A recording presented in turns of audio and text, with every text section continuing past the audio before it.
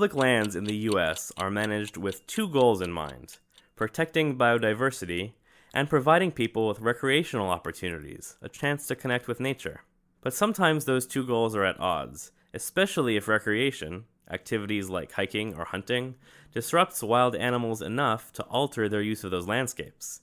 Indeed, several years ago, a study done in California found that hikers had a negative impact on wildlife. And that kind of sounded a bit of an alarm to us as wildlife biologists and as people who like to go hiking ourselves. Wildlife biologist Roland Kays of the North Carolina Museum of Natural Sciences at NC State University. We were pretty worried that this problem was as bad as it seemed from that study and as widespread, that there could be a real conflict between outdoor recreation and wildlife conservation. To find out, Kays and his team enlisted the help of more than 350 volunteer citizen scientists who deployed camera traps at nearly 2,000 sites within 32 protected areas in 6 different states.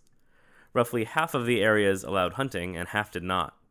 What they discovered was something of a relief. We found relatively minor impacts of hunting and hiking on wildlife. It's not that human activities didn't impact wildlife at all, of course. Heavily hunted species, like white-tailed deer, gray squirrels, and raccoons, were photographed somewhat less often in hunted areas. Coyotes showed up more often in hunted areas, and while most species didn't avoid hiking trails, the predators actually preferred them. But they did find something that had a much bigger impact on wildlife: habitat quality. The best predictor of wildlife abundance was not human activity, but factors like forest connectivity, nearby housing density, and the amount of adjacent agriculture. The results were published in the Journal of Applied Ecology.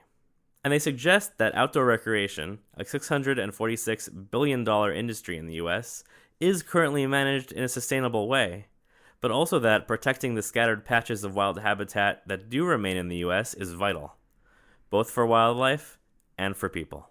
Recreation, including hunting and hiking, and wildlife conservation can coexist in the same place at the same time. And we can go out there and enjoy nature, enjoy the woods, hope to catch a glimpse of wildlife without worrying about hurting the populations in the process.